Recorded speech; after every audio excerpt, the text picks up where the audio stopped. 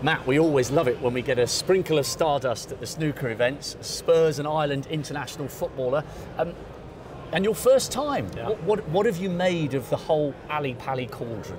No, I think it's incredible. Look at the setup, the crowd, full house.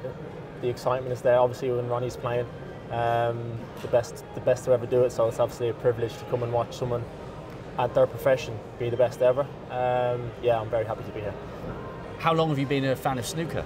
Look, I'm obviously a fan of a lot of sports. There would be other sports that probably rank a little bit higher, but I've always kept a keen eye on the sports and the World Championships.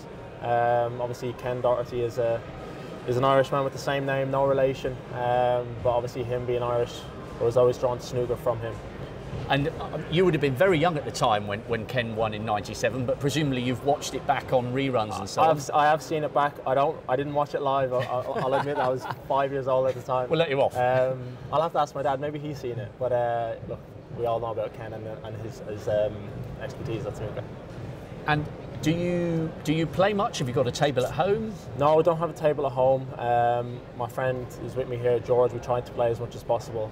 I just said to him before, like the pros make the table look so small when they play, but when I'm playing, it's huge. You know, you get the black ball is on the yellow spot, the yellow ball is up the other end, but it's fun. You know, it's enjoyable. I much rather play that than pool.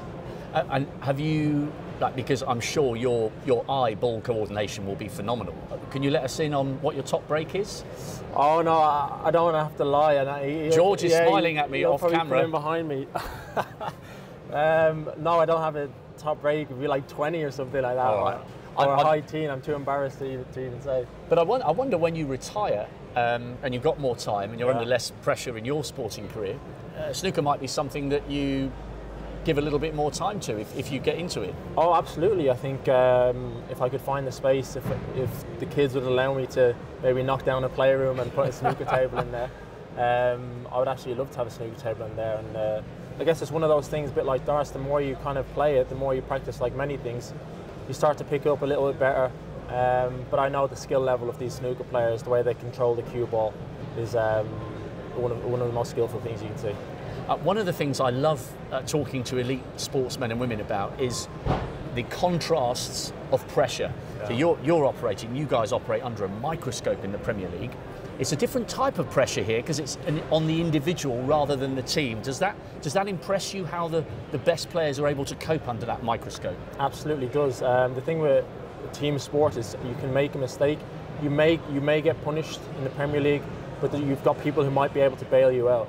The thing with snooker is you make one mistake, or not even make a mistake. A guy can hit a great pot, and you're not seen for the rest of the frame, and you're sitting down waiting for the next frame. So the concentration they have is admirable.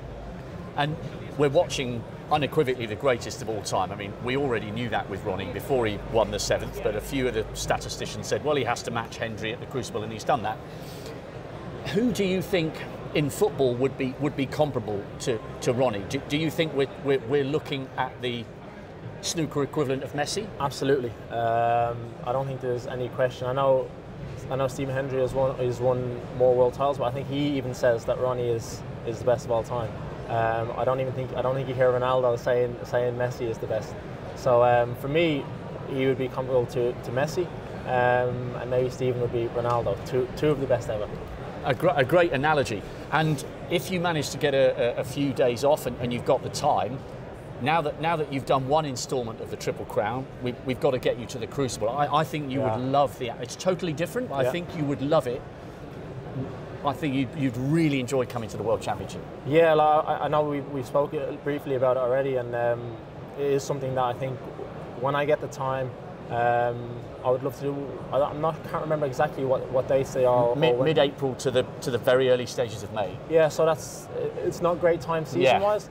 But if I had the time off, or we played maybe a team in Sheffield or something, Sheffield away or somewhere like that, could try sneak in. It is something I will get to eventually, and hopefully Ronnie is still around at that point. Yes, well, I mean, worst case scenario, we'll give you some tickets, when you've retired. And finally, is it nice to come and watch other people be in the spotlight? Because this is a day off for you. I'm sure your every move is tracked on social media. The club keep a close eye on what you're up to. So it must be nice just to not be the one in the spotlight for a change. Yeah, but I'm watching Ronnie and Luca hit shots there, thinking, oh, he should have made that. I feel like I'm involved in the game, trying to think, like, especially towards the end, they're thinking, well, he only needs the blue, and then he won the frame, then he misses it. So you're still in the game, you're still watching the scenarios happen. But yeah, obviously the pressure is on them, not me, and it's just nice to be here. Well, we're delighted to have you along. You're clearly a real student of snooker, and we hope we do get you to the Crucible one of these days. Good luck for the rest of your season. Pleasure talking to you. Thank you very much. Thanks for your time.